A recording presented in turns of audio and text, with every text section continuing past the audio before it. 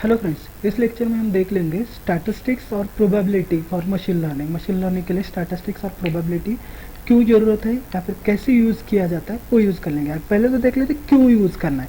तो ऊपर पहले वाले जैसे लेक्चर में हमने देख लिया था कि हमें प्रोबेबिलिटी या फिर रिग्रेशन मॉडल वगैरह वर्क करना है। तो रिग्रेशन मॉडल किसके ऊपर वर्क करता है? स्टैटिस्टिकल बेस पे।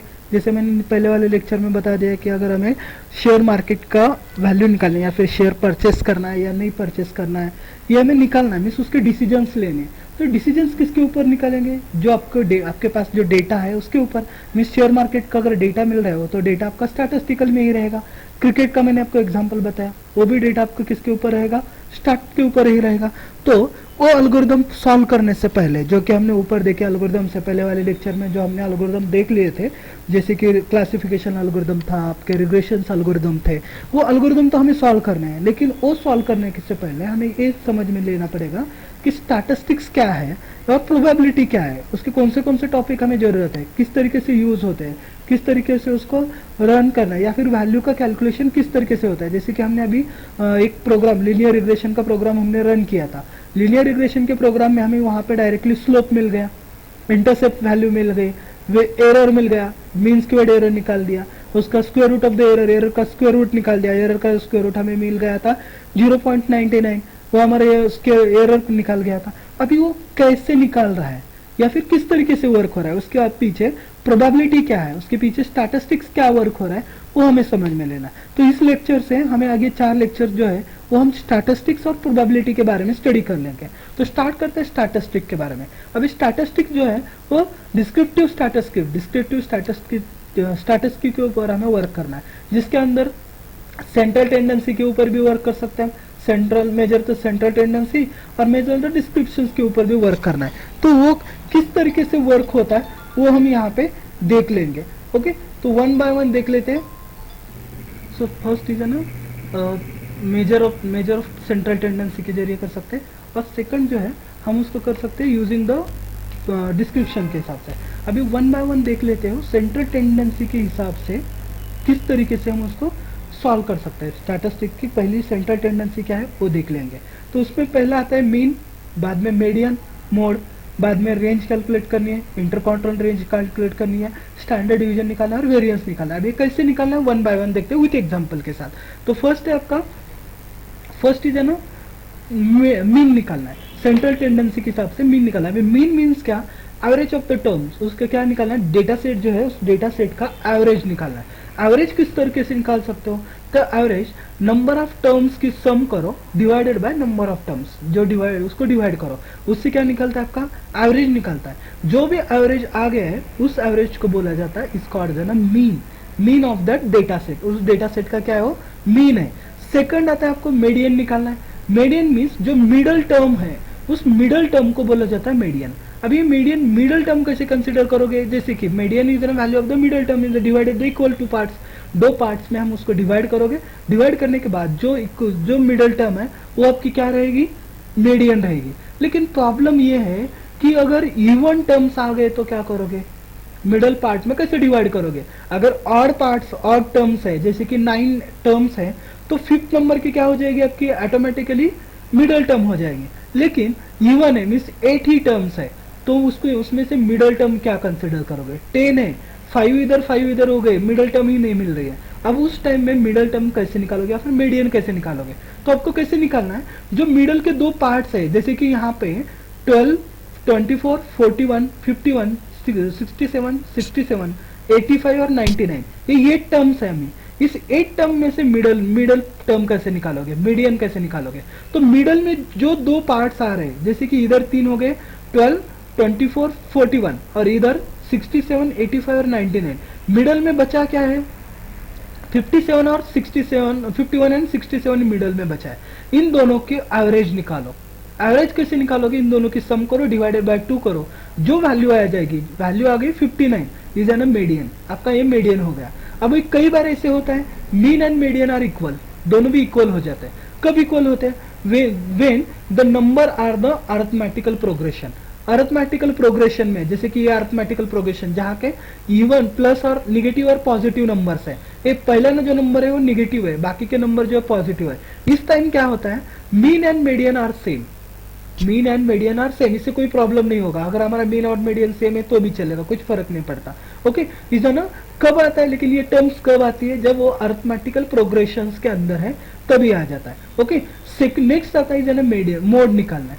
मोड कैसे निकालोगे, मोड मीन्स जो टर्म्स आपको मैक्सिमम टाइम्स आई है, रिपीटेड हुई है, the terms appearing the maximum time in the data set, आपके डेटा सेट के अंदर वो टर्म्स जो ज्यादा बार आ गई है। जैसे कि इसको टर्म्स बाय मॉडल में निकालते हैं, ट्राई मॉडल में निकालते हैं और मल्टी मॉडल में। बाय मॉडल मीन्स 2 टाइम आई है, ट्राई मॉडल मीन्स 3 टाइम आई है, और multi model means multiple times आई है, उसको मल्टी मॉडल निकाला है। ओके, जैसे कि यहाँ पे 12, 54, 24, 41, 51, 67, 67, 85, 99, यहाँ पे कौन सी टर्म रिपीटेड हुई है, 67 इज इन रिपीटेड, तो हमारा मोड क्या आ गया 67, क्योंकि 2 टाइम रिपीटेड हुआ है। इसको बाय मॉडल, ट्राई मॉडल में 3 टाइम आ गया, मल्टी मॉडल में मल्टीपल टाइम्स आ गया, 1 से 2 से ज्यादा, 3 से ज्यादा टाइम्स आ गया, तो मल्टी मॉडल हो गया। अभी प्रॉब्लम यहाँ पे भी एक आता है, क्या प्रॉब्लम है, अगर आप बोलोगे सर जैसे कि यहाँ पे 51 है, 51 भी 2 बार आ गया, 67 भी 2 बार आ गया, तो इसका मोड कैसे निकालो। सेम यहाँ पे हमने उसको सॉल्यूशन दिया है, क्या करोगे, जो टर्म्स नंबर ऑफ टाइम्स आ गए उसकी एडिशन कर लो, डिवाइडेड बाय कितनी टर्म्स है उसको डिवाइड कर लो, जो भी आपका एवरेज आ गया उसका आपका मोड हो गया। पॉसिबिलिटी तो नहीं होती है, लेकिन अगर आ ही गया, कॉम्प्लेक्स डेटा सेट के अंदर आ ही गया, एक ही टर्म 2 बार आ गई है, दूसरी भी टर्म 2 बार आ गई, अभी क्या करोगे, जैसे 51, 51, 67, 67 आ गया, तो 51 प्लस 51 प्लस 67 प्लस 67 करो, 4 टर्म्स है, डिवाइडेड बाय 4 करो, जो भी एवरेज आ गया आपका वो क्या हो गया, आपका मोड हो गया।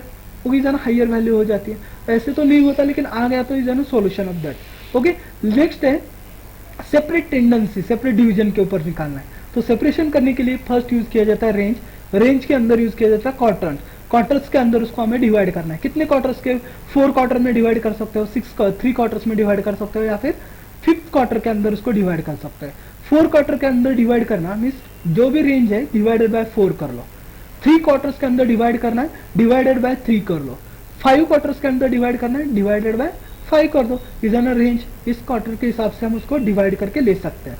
नेक्स्ट है आपको वेरिएंस निकालना है। अभी वेरिएंस कैसे निकालना, variance is an average, variance means क्या, एवरेज है, लेकिन किसका average, square division about the mean, mean का जो भी स्क्वायर डिवीजन है उसको बोला जाता है वेरिएंस। अभी कैसे निकालोगे, तो डेटा सेट लेते हैं हम, यहाँ पे 2 4 4 4 5 5 7 9 8 डेटा है, उसके 8 टर्म्स है, 8 टर्म्स का हमने यहाँ पे डेटा लिया, उसका पहले मीन एवरेज निकालते हैं, मीन्स मीन निकालोगे, 40 डिवाइडेड बाय, इसका एडिशन करोगे तो 40 आ जाएगा, डिवाइडेड बाय 8, हमें कितना आ गया 9, 5 आ गया। ओके, 5 इज ना मीन मिल गया। अभी इससे क्या निकालोगे आप, इससे हमें निकालना है हमारा जो वेरिएंस है, वेरिएंस कैसे निकालोगे, तो यहाँ पे दिया है calculate the each divisions from the mean squared and squared, उससे निकालोगे, स्क्वेयर्ड निकालोगे उसका मीन स्क्वेयर्ड से, मीन्स टर्म 2 है, 2 माइनस 5 उसका स्क्वायर करो, इज इक्वल टू माइनस करने के बाद 3 आ गया, तो 3 का स्क्वायर क्या हो गया 9, बाद में आ गया आपका 4 माइनस 5 माइनस 1 1, फिर से वही कहाँ तक, यहाँ तक 4 1 तक आ गया। उसके बाद हमने निकाल लिया 5 माइनस 5 0, 5 माइनस 5 0 0, इसका स्क्वायर निकाल गया। उसके बाद 7 माइनस 5 2 हो गया, 2 का स्क्वायर 4, बाद में 9 माइनस 5 4, इस स्क्वायर जो आपका मीन है, मीन से आपके टर्म को माइनस करना है, और माइनस होने के बाद जो वैल्यू आ गई उसका क्या करना है, आपको स्क्वायर निकालना है, स्क्वायर निकाल दिया, बाद में उसकी सम करना है, सम ऑफ स्क्वायर डिवीजन, जो स्क्वायर डिवीजन आ गई है उसका सम करो, वो 9 plus 1 plus 1 plus 1 plus 0 plus 0 plus 4 plus 16 आ गया आपका 32। अब इसका क्या करो, स्क्वायर रूट निकाल लो। स्क्वायर रूट आप वेरिएंस कैसे निकालते हैं, 2 तरीके से, एक तो पॉपुलेशन वेरिएंस निकालो, दूसरा निकालो सैंपल वेरिएंस। पहला निकालो पॉपुलेशन, पॉपुलेशन क्या था हमारा 8, डिवाइडेड बाय 8 करो 4 आ गया। अगर सैंपल मीन्स अप्रोक्सीमेट निकालना है तो निकालो, अप्रोक्सीमेट निकालने के लिए 7, क्योंकि फार्मूला क्या था हमारा n minus 1 number of terms divide minus 1, number of terms कितने हैं 8 है, 8 माइनस 1 मीन्स 7 हो गया, 7 से डिवाइड करो तो आपकी वैल्यू क्या आ गई 4.57, 4.57 इज एन वेरिएंस, ये हमारा अप्रोक्सीमेट वेरिएंस निकाल गया। नेक्स्ट टर्म हमें निकालना है स्टैंडर्ड डिवीजन। अब स्टैंडर्ड डिवीजन क्या है, स्टैंडर्ड डिवीजन है square root of the variance, variance का स्क्वायर रूट निकालो, वो हो गया आपका स्टैंडर्ड डिवीजन। वेरिएंस तो अभी ही हमने निकाला है, कितना आ गया था पॉपुलेशन के हिसाब से 4 आ गया था तो 4 का निकालो, 4 का स्क्वायर रूट 2 आ गया। अगर सैंपल के हिसाब से निकालोगे तो सैंपल का कितना आ गया है 2.4, 2.4 इज ना सैंपल का आ गया सैंपल के हिसाब से। तो ये हो गया आपका square root. Square root means standard division, variance of the standard, उसका स्क्वायर रूट, वेरिएंस का स्क्वायर रूट निकालो, स्टैंडर्ड डिवीजन आपका निकाल गया। वेरिएंस हमने यहाँ पे निकाल दिया, उसका ही स्टैंडर्ड डिवीजन निकाल दिया। ओके, नेक्स्ट आता है आपको उसकी क्या निकालनी है, frequency. Frequency means number of terms appears in the data set, कितने एक टर्म्स कितनी बार आपके डेटा सेट में आ गई है उसको बोला जाता है फ्रीक्वेंसी। जैसे 1 जो है 1 आपके डेटा सेट में 7 बार अपीयर्स हुआ है, बाद में आपके पास 2 है 2 5 बार अपीयर्स हुआ है, 3 है 6 बार अपीयर्स हुआ है, 4 5 टाइम्स आया है और 5 3 टाइम्स है। टोटल कितनी फ्रीक्वेंसी आपकी 26 यानी फ्रीक्वेंसी कितनी बार अपीयर हुई है, इसके हिसाब से हम उसको फ्रीक्वेंसी निकालते हैं। नेक्स्ट आता है आपका क्यूनेस एंड क्रोटोसिस। अब इस क्यूनेस मीन्स क्या, skewness means indicate the whatever the data point are skewed to the left means negative data set कितना है और right means positive data set कितना है वो फाइंड आउट करना, इसको और जाना स्क्यूनेस, पॉजिटिव एंड निगेटिव। अगर टेल सबका 0 ही है, 0 स्क्यूड है मीन्स इज जाना नॉर्मल स्क्यूनेस, नॉर्मल डिस्ट्रीब्यूशन बोला जाता है। Okay, is on skewness. उसी तरीके से क्रोटोसिस भी निकाला जाता है, पॉजिटिव निगेटिव एंड 0 क्रोटोसिस, उसको ही हम बोलते हैं leptokurtic, platykurtic and mesokurtic. Leptokurtic means positive skewed, platykurtic means negative skewed और मेसोक्रेटिक इज एन 0 स्क्यूड। तो उसका फॉर्मूला हमने यहाँ पे दिया है, क्रोटोसिस इज इक्वल टू n, यानी जरा टर्म्स n प्लस वन करना है divided by n minus 1 n minus 2 n minus 3, जिनको क्योंकि क्यूब निकालना है इसको तो इसके लिए 1/3 किया। Summation of x to the base i is equal to a minus x divided by 8, yes means skewness से उसको डिवाइड कर देना है, टू द पावर उसका 4 पावर निकालना है, to the power 4, 3 minus 3 in bracket n minus 1 to the square divided by n minus 2 n minus 3 से उसको डिवाइड कर देना है। तो इसको सॉल्व करो, कंसिडर ये डेटा सेट कंसिडर किया है, उसका पहले एवरेज निकालो, मीन निकालो, मीन निकाल गया। मीन निकालने के बाद हमें उसका क्या निकालना है, स्क्वायर डिविजन्स निकाल, सॉरी वेरिएंस निकालना है। वेरिएंस निकाल दिया यहाँ पे, इसका जो भी एक कलेक्शन आ गया इसको जो भी एडिशन है उसको क्या करना है, स्क्वायर करना है। जैसे कि यहाँ पे हमने वेरिएंस निकाला था, जो भी वेरिएंस आया है जिसको डिवाइडेड बाय 8, जो भी वेरिएंस है मीन्स इसके एडिशन करने के बाद जो आती है उस एडिशन को क्या करना है, पॉपुलेशन के हिसाब से डिवाइड कर लो, वेरिएंस आ जाएगा। वेरिएंस यहाँ पे हमने निकाल दिया, जो भी वेरिएंस आया है उस वेरिएंस को calculate the skewness, skewness calculate करो। स्क्यूनेस किस तरीके से कैलकुलेट किया है, यहाँ पे फॉर्मूला दिए, इसके हिसाब से हमने स्क्यूनेस कैलकुलेट कर दी। तो यहाँ पे हमारी स्क्यूनेस कितनी आ गई, 0.28 इज एन स्क्यूनेस। अभी इसके हिसाब से क्रोटोसिस को फाइंड आउट करो, क्रोटोसिस को भी फाइंड आउट किया तो क्रोटोसिस फाइंड आउट हो गया हमारा 2.5 इज एन क्रोटोसिस। इस तरीके से हमने क्रोटोसिस भी फाइंड आउट कर दिया, मीन्स कैलकुलेट कर दिया। अभी इसके हिसाब से हमें कैलकुलेट करनी है प्रोबेबिलिटी, ये हो गया हमारा स्टैटिस्टिकल, मीन्स डायरेक्टली स्टैटिस्टिक्स के हिसाब से हमने निकाल दिया। लेकिन प्रोबेबिलिटी भी होना चाहिए, जैसे कि हमने क्लासिफिकेशन देख लिया था, classification algorithm, classification neural network था, डीप लर्निंग था, तो उसके अंदर हमें प्रोबेबिलिटी का आंसर था। आंसर क्या, हमें प्रोडक्शन करने, प्रोडक्शन प्रोबेबिलिटी के हिसाब से निकालते हैं। तो प्रोबेबिलिटी किस तरीके से निकालोगे, तो probability is distributed, restricted the probability distribution, पहले and binomial distribution, precedence distribution and geometric distribution. पहला है binomial, used to binary outcomes, binary outcome जो है मींस सक्सेस और फेलियर क्या है उसके हिसाब से हमें ट्रू और फॉल्स के हिसाब से निकालना है। Poisson distribution, distribute the number of the event happen in the fixed interval, particular time के अंदर कितने नंबर ऑफ अटेम्प्ट परफॉर्म कर रहे हैं, कितने इवेंट्स ऑकर हो रहे हैं। जैसे कि 1 मिनट कंसिडर किया है तो 1 मिनट के अंदर कितने टाइम्स वो इवेंट ऑकर हो रहा है उसको बोला जाता है पॉइजन डिस्ट्रीब्यूशन, म्हणजे टाइम या space. For example number of emails received पर आवर्स, एक आवर्स के अंदर कितने ईमेल्स हम रिसीव कर रहे हैं वो निकाला जाता है। और geometric distribution, geometrics number of term, number of trial unit to the first success, first success के अंदर नंबर ऑफ ट्रायल्स यूनिट हम कितने ले रहे हैं उसको बोला जाता है ज्योमेट्रिक डिस्ट्रीब्यूशन। अभी वो निकालते हैं 1 बाय 1। तो फर्स्ट है हमारा बायनॉमिनल डिस्ट्रीब्यूशन। बायनॉमिनल डिस्ट्रीब्यूशन किसके लिए निकालना है, अभी देख लिया हमने, किसके लिए, ट्रू और फॉल्स के फॉर्मेट में, मीन्स ट्रू और false trial basis numerical data के ऊपर हमें निकालना है, तो उसके लिए हम binomial distribution models the number of the success in a fixed number of the independent Bernoullis. आपके नंबर फिक्स्ड सक्सेस है, लेकिन नंबर ऑफ इंडिपेंडेंट बोर्नर्स कितने हैं, ट्रायल्स कितने हैं, उसके ऊपर वो डिपेंड है। तो उसकी कैरेक्टरिस्टिक्स क्या है, नंबर ऑफ ट्रायल्स, कितने नंबर ऑफ ट्रायल्स ले, mean fixed number of experiment कितने हैं, प्रोबेबिलिटी सक्सेस क्या है, मीन्स उसके लिए पी कंसिडर किया हमने, consider the probability of success in the each trial, हर ट्रायल के अंदर उसका सक्सेस रेट क्या है वो ट्रायल निकालना है। नंबर ऑफ सक्सेस मीन्स के नंबर ऑफ सक्सेस, प्रोबेबिलिटी नहीं सक्सेस निकालना, means random variable representing the number of the success on the trial, in trial के अंदर नंबर ऑफ सक्सेस क्या है वो निकालना है। उसका एग्जाम्पल देखते हैं, probability mass function, probability mass function क्या है उसका, probability is an obtaining the explicit के सक्सेस क्या है, और n नंबर ऑफ ट्रायल्स क्या है उसके, PMF means probability mass function work कैसे करता है उसके ऊपर। P of x is equal to k is equal to n means number of atoms divided by k, कितनी प्रोबेबिलिटी है, to the power of p to the power probability to the power of k in bracket 1 minus p to the power n minus k। इसको solve करना है। अभी n divided by k क्या है ना, binomial coefficient है, means calculate the n of k, n divided by k हमें क्या करना है, फाइंड आउट करना है। p means p is an probability of success, probability of success में ईच ट्रायल के ऊपर सक्सेस कितना मिला है वो निकालना है, और 1 minus P is an probability failure कितना है वो हमें निकालना है इसके ऊपर। ओके, तो एग्जांपल सॉल्व करते हैं यहाँ पे। Suppose we have the blessed coin where the probability of the getting the heads, एक कॉइन है उसको क्या करना है, हेड और टेल्स कॉइन टॉस करना है, तो उसके सक्सेस रेट क्या है, मीन्स हेड के success rate is 0.3। when you flip the coin in the 10 time उसको क्या करना है, फ्लिप करने के बाद उसकी प्रोबेबिलिटी की सक्सेस कितना है 0.3, मीन्स पी की वैल्यू हमें यहाँ पे मिल गई।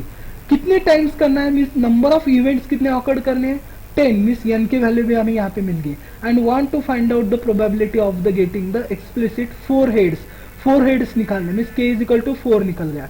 तो calculate the probability, means 10 divided by 4 is equal to 10 divided by 4 into 10 minus 4, तो उसकी वैल्यू हमें निकल गई 220, 210 इसकी वैल्यू हमें मिल गई। Means probability calculate the binomial coefficient, coefficient कितना मिल गया 210 इज एन कोएफिशिएंट। अभी calculate the PMM probability mass function हमें कैलकुलेट करना है, तो p x is equal to 4, k की वैल्यू डाल दी, is equal to 210 multiply by 0.3 to the power 4, means probability का पावर दे दिया।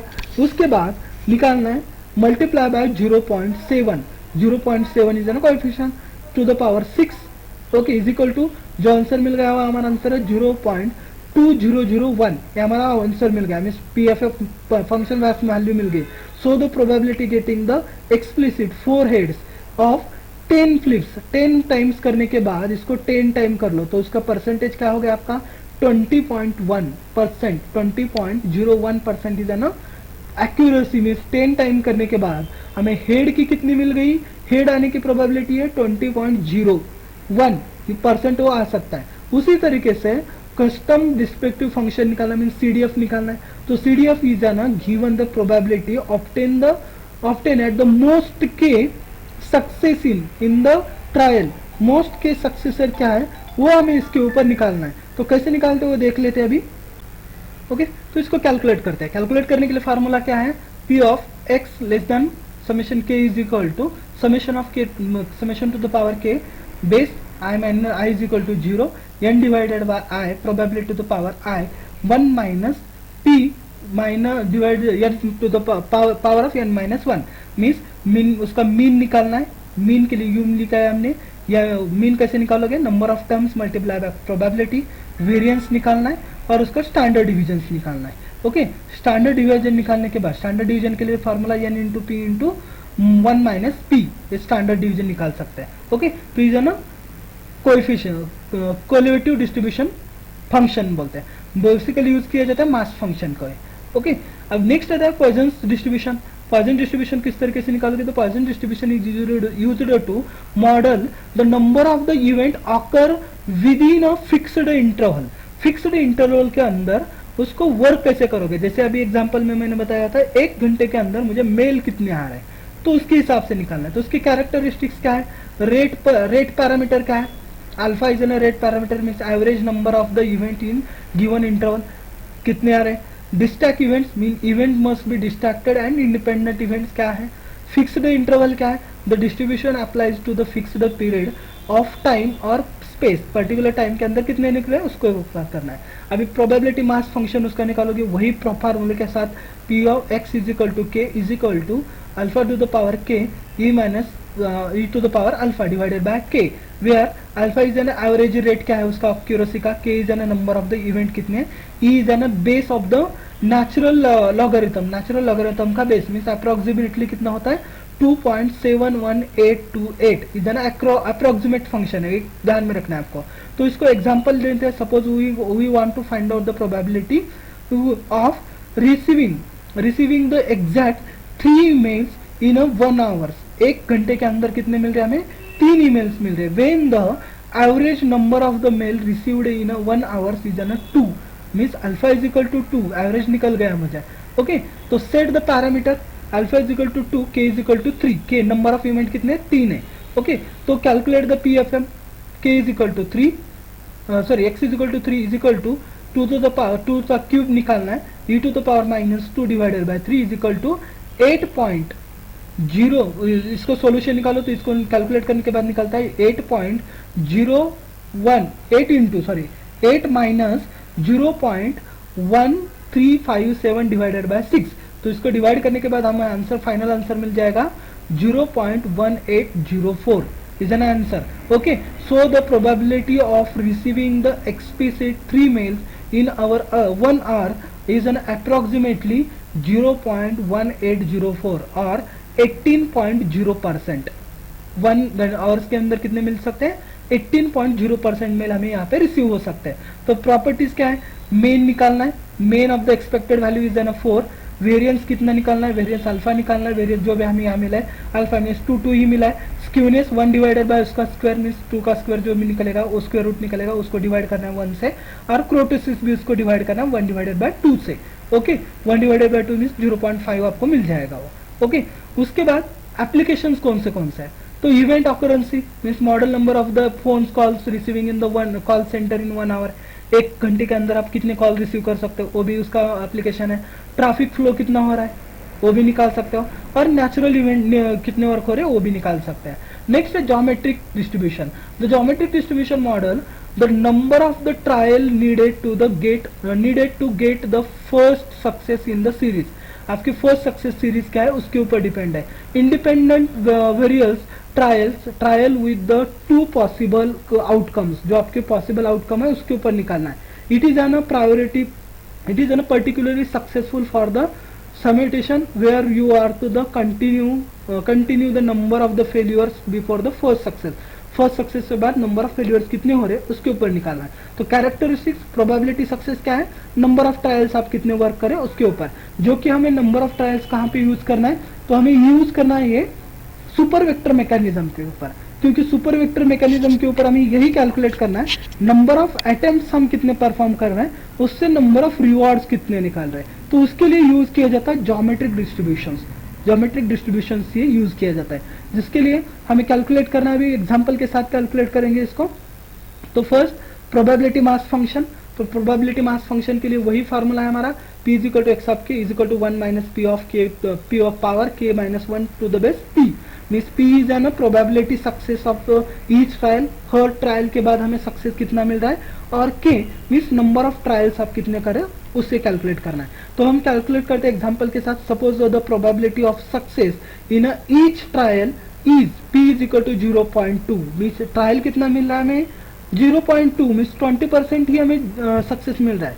We want to find out the probability of needed the expect the 4 trial, 4 trial के बाद हमें कितना सक्सेस मिल रहा है वो हमें फाइंड आउट करना है। तो पहले set the parameter p is equal to 0.2, k is equal to 4, calculate कर लो, p k x is equal to 4 is equal to 1 minus 0.4 power of 4 minus 1 का power multiply by 0.2 is equal to, solution निकालो। अभी इसका solution निकालने के बाद मिलता है आपको 0.8 का स्क्वायर निकालो, क्यूब निकालो, क्योंकि यहाँ पे -1 है तो क्यूब निकालो is equal to multiply by 0.2।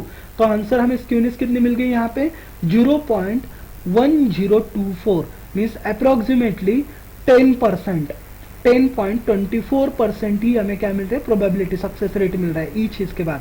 तो आपको अभी कैलकुलेट प्रॉपर्टीज कैलकुलेट क्या करना है, expected 1 divided bye probability, probability 0.2 है तो इसको मल्टीप्लाई करो, वेरिएंस निकालो 1 minus P means 1 minus 0.2 divided by 0.2 का स्क्वायर, जो भी निकलेगा वो आपका वेरिएंस रहेगा। मोड ऑलवेज 1, ऑलवेज 1 है, ट्रायल क्या है, फर्स्ट ट्रायल 1 ही रहेगी। बाद में memory loss properties, the probability of success is an features trial is an independent of the past trial, past trial क्या है उसके ऊपर वो इंडिपेंडेंट वेरिएबल के ऊपर वर्क करेगा। इसका एप्लीकेशन क्या है आपकी, क्वालिटी कंट्रोल, क्वालिटी क्या है, counting the number of the inspects until the finding the defective items कितने वो निकालना है। स्पोर्ट क्यूसेबल, count the number of the item until the scoring goal, goal करने के लिए कितना आपने अटेम्प्ट किया उसके ऊपर रहता है। कस्टमर सपोर्ट के लिए counting the number of the call until the resolving the issues, कितने गोल्स आपने कितने कॉल्स लिए और कितने सॉल्व किए, ये भी आप उसके ऊपर निकाल सकते हो। कंटिन्यूस नेक्स्ट इज है ना continuous probability distribution. Continuous probability distribution के अंदर हम यूज कर सकते हैं नॉर्मल डिस्ट्रीब्यूशन, एक्सपोनेंशियल डिस्ट्रीब्यूशन और अनयूनिफॉर्म डिस्ट्रीब्यूशन। नॉर्मल के अंदर also known as the Gaussian distribution और it is an symmetric around the mean, symmetric mean के अराउंड ही रहता है। For example heights of the people, people की हाइट क्या है नॉर्मल ही रहती, नॉर्मल डिस्ट्रीब्यूशन के हिसाब से। Exponential distribution is an time between the event and positive distribution, process क्या है उसकी टाइम क्या है दोनों के बीच, time between the arrival the customer at the store, store में आने के लिए उसको टाइम क्या रहता है, अराइवल मीन्स मेरे अभी मुझे यहाँ से क्या देना है, सपोज मुझे पुणे से मुंबई जाना है, is an event occur, customer मेरा पुणे में है मुंबई तक आना है उसको, तो उस टाइम वो टाइम क्या रहता है, is an exponential time, exponential duration बोल। An uniform distribution, all the outcome of the equally like within a given range, उसके रेंज के अंदर क्या है उसके ऊपर means rolling for the fair और डाई, फेयर है या फिर डाई उसके ऊपर रहता है। तो पहले सॉल्व कर देते हैं normal distribution. Normal distribution also known as the Gaussian distribution is an one of the most important probability, सबसे इंपॉर्टेंट है। क्यों, यहाँ पे क्या निकालना, distribution is an statistic and ना machine learning, statistical and machine learning के लिए मोस्ट इंपॉर्टेंट पार्ट इज ना नॉर्मल डिस्ट्रीब्यूशन। अब इसकी कैरेक्टरिस्टिक्स क्या है, बेल शेप्ड कर्व रहता है, यहाँ पे मीन मीडियन और मोड निकालना पड़ता है और स्टैंडर्ड डिवीजन निकालना। बेल शेप्ड कर्व में distribution of the symmetric around the mean, symmetric around the mean means positive है या फिर निगेटिव है उसके हिसाब से आपको निकालना है, या फिर मीन मोड और मीडियन ये तीनों निकालना है। स्टैंडर्ड डिवीजन निकालना है उसके हिसाब से कर सकता हो। उसके बाद प्रोबेबिलिटी डेंसिटी फंक्शन निकालना है। प्रोबेबिलिटी डेंसिटी फंक्शन के लिए आप PDF means probability density function normal distribution is given by function F of X divided by F of R C of 1 square root निकालना है। प्रोबेबिलिटी निकालनी है, सिग्मोड फंक्शन यूज करना है, सिग्मा यूज करना है, एक्सपोनेंशियल निकालना है और उसके ऊपर वर्क करना है। तो you is an mu is an mean average, mu theta is an standard division, x is N variable क्या है, एक्सपोनेंशियल फंक्शंस क्या है वो निकालना है। तो प्रॉपर्टीज क्या है, प्रॉपर्टीज रहेगी आपकी 68, 95, 99.0 is an rule, approximate the 68% of the data fails within a one standard division। 68% data क्या है, फेलियर हुआ है वन स्टैंडर्ड डिवीजन के अंदर। ऑफ द मीन 95%, आपका मीन कितना है 95% fail with in a 2 standard division और 99.7 fails with in a 3 division के अंदर 99%। इज एन रूल है उसका। तो समराइज कैसे करना है, symmetric is an normal distribution in the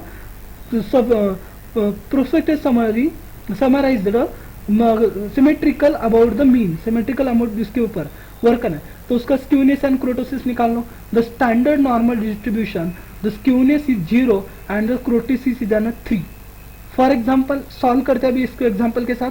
suppose we have the data set representing the height of the ऑडिट males in the city, city के अंदर मेल की जो हाइट है उसके ऊपर हमें फॉलो करना है।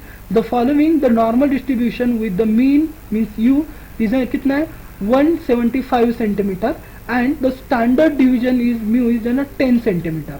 तो इसको कैलकुलेट करो, calculate the probability. Probability calculate करने के बाद find out the probability, randomly choose the mails between the 165 centimetre and 185 centimetre, इसके बीच है फेल्स। तो with in one standard division fails कितना है आपका, माइनस और प्लस करके इससे यहाँ पे निकालना है। तो रूल आपको अप्लाई करना है, 68 first time, 95 second time and 99 point second time is the third time. तो अप्रोक्सीमेट 68% निकाला है, data is with in a range. Okay, उसके ऊपर कितना निकाला, 68 निकाला है। तो इज ना नॉर्मल डिस्ट्रीब्यूशन। नेक्स्ट आता है उसका एक्सपोनेंशियल। एक्सपोनेंशियल डिस्ट्रीब्यूशन किस हिसाब से निकालना है, exponential distribution is used to the model the time between the event is an position process to event, means एक इवेंट से दूसरे जाने के लिए किस तरीके से वर्क हो रहा है उसके लिए। मीन्स लैम्डा फंक्शन यूज करना है, lambda rate of parameter is an lambda, और मेमोरी लेस प्रॉपर्टी क्या है उसको यूज करना है। The probability, memory less property means is an probability of the event occurs in the next interval. Next interval में occurs क्या करना है, इंडिपेंडेंट वेरिएबल का टाइम क्या है उसको वर्क करना है। मीन्स एक पोजीशन से दूसरी पोजीशन मीन्स नेक्स्ट इंटरवल तक जाने के लिए जो भी टाइम लग रहा है उसको कन्वर्ट करना है या फिर उसको कैलकुलेट कर देना है। तो वो कैसे होगा, प्रोबेबिलिटी कैलकुलेट करो पीडीएफ डेंसिटी फंक्शन के हिसाब से, P of X F of X into lambda, lambda of E to the power minus lambda of X. Lambda is an rate of parameter, X is an time of event, time event, and e is an base of the natural logarithm, base of the natural logarithm। कितना आ गया, 2.17 is ना natural है। तो इसको calculate करने के लिए collective distributed function का भी यूज कर सकते हो आप। ओके, जो वैल्यू ऊपर दी है उसके हिसाब से आपको इसको कैलकुलेट करना है। तो कैलकुलेट करते हैं एग्जांपल के साथ। यहाँ पे suppose the average number of the arrival at the bank customer service desk इन 3 पर आवर्स, मीन्स एक डेस्क के ऊपर, एक आवर के ऊपर, सर्विस डेस्क के ऊपर 3 कस्टमर्स रहते हैं। मीन्स लैम्डा की वैल्यू कितनी मिल गई हमें, 3। We want to find out the probability that the next arrival will be the within 10 minute. 10 minute के अंदर कितने अराइवल्स हो सकते हैं। तो कन्वर्ट द टाइम कन्वर्ट करो, 10 minutes is equal to 10 divided by 16 hours is equal to 1 divided by 6 is an hour. तो set the parameter, lambda is equal to 3 and x is equal to 1 divided by 6। तो calculate कर लो, x is equal 1 divided by 6 is equal to 1 minus E to the power minus 3 multiply by 1 divided by 6। तो इसका solution आ गया 1 minus E to the power 0.5। इस ई की value, event की वैल्यू कितनी मिल गया हमें, 0.3935, mean approximate 39%। 39% is an arrival, next hour में 39% इज एन अराइवल होता है आपका। ओके, उसी तरीके से next last is an an uniform distribution, means a probability distribution where all the outcomes are the equally likely, equally work within a given range। एक range के अंदर equally work कैसे होता है, there are the two main types, means पर the restricted and continuous variable के ऊपर। तो उसके characteristics क्या क्या है, equal probability means every outcome in the range is equal probability है। ओके, डिफाइंड रेंज क्या है, distributed is defined by the minimum and maximum value क्या है उसके ऊपर। टाइप ऑफ अनयूनिफॉर्म डिस्ट्रीब्यूशन क्या है उसका, तो discard uniform distribution and continuous.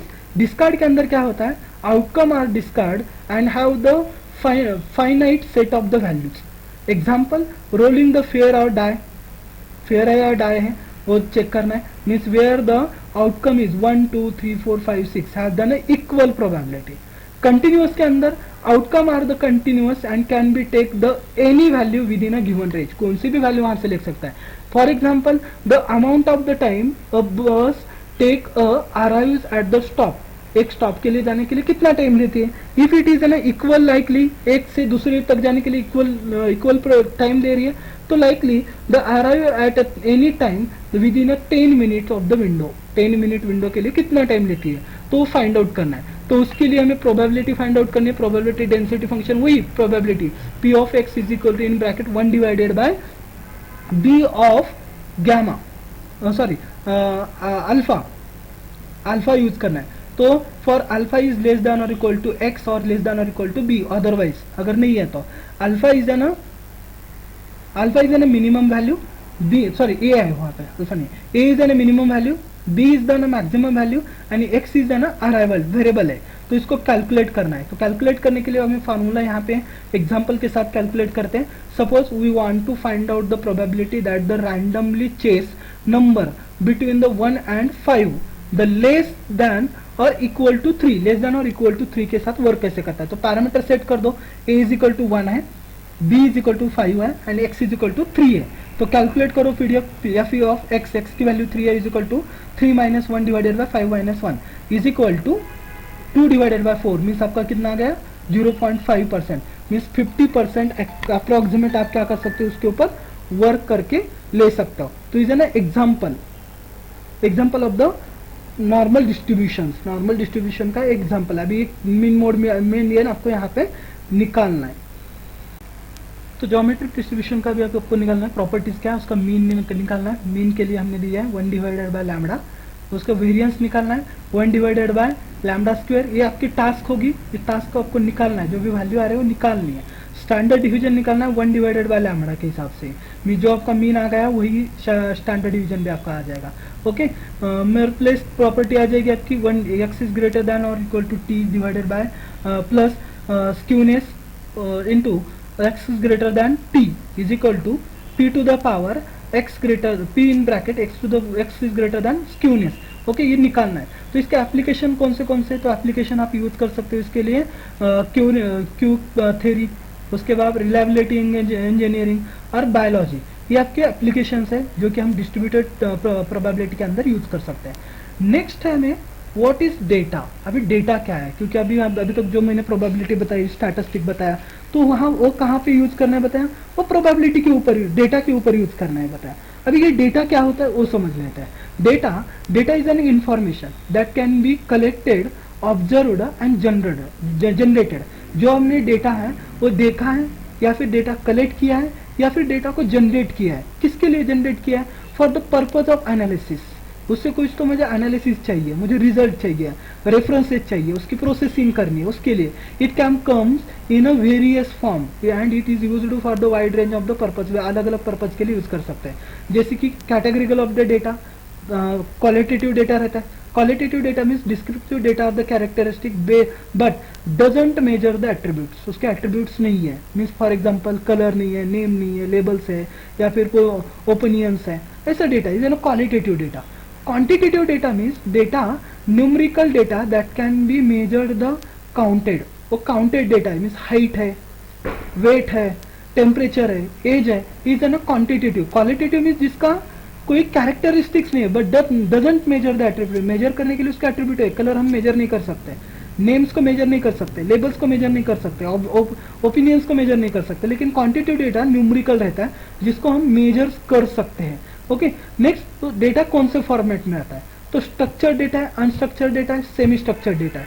Structure data means data are the specially searchable within a database. आपके डेटाबेस के अंदर सर्चेबल डेटा है, मीन्स स्प्रेडशीट है, एसक्यूएल डेटाबेस है एंड टेबल्स है, इसके अंदर हम सर्च कर सकते हैं, is an structure data. Unstructure data that can doesn't have the predefined model, उसके लिए कोई मॉडल नहीं है। Text, images, videos, social media, इसको कोई मॉडल परफॉर्म किया नहीं है, इसको हम मेजर नहीं कर सकते या फिर डिफाइन नहीं कर सकते। Semi structure data mean data that doesn't have the structure but contain the tags और marks at the separated the element. Separate करने के लिए उसको मार्क है या फिर कुछ तो टैग्स अप्लाई किए, जैसे कि जेसन है, XML फाइल्स है या फिर ईमेल्स है, ये आपका सेमी स्ट्रक्चर्ड डेटा के अंदर आता है। डेटा के कंटेंट्स क्या होते हैं? Data in contents, big data and Meta data. Big data means क्या, जो कि हम डेटा साइंस को बोलते हैं, data analytic, big data analytic होता है। तो बिग डेटा क्या होता है? Is N explanatory large data set that require the advanced methods and technological analysis. उसके लिए आपको क्या लगता है? टेक्नोलॉजिकल एनालिसिस करना है या फिर लार्ज और एडवांस मेथड्स कौन से, और एडवांस मेथड से हम उसका एनालिसिस कर सकते हैं। Meta data, data about the data, data के related data means providing the information about the other data, दूसरे डेटा की जो इन्फॉर्मेशन प्रोवाइड करा है उसको बोला जाता है Meta data, is an Meta data. Importance of the data, data के अंदर इंपॉर्टेंस क्या है? Decision making, automation and communication is an main 3 parts of the data. Data के अंदर ये 3 मेन पार्ट्स है आपके। डिसीजन मेकिंग में information of the business strategies, business strategies क्या है? मेडिकल ट्रीटमेंट्स के एंड साइंटिफिक रिसर्च क्या है, वो डिसीजन मेकिंग, उसके ऊपर डिसीजन ले सकते हैं. Automation, power of the machine learning algorithms and AI system is an automation. Communication, help the visual and conveys the complex information through the graphs, chart and reports. इसकी is an communication, जिसके हिसाब से हम report present कर सकते हैं, communication कर सकते हैं. तो is an data, is an part of the data. Okay, तो नेक्स्ट लेक्चर में हम नेक्स्ट टॉपिक देख लेंगे.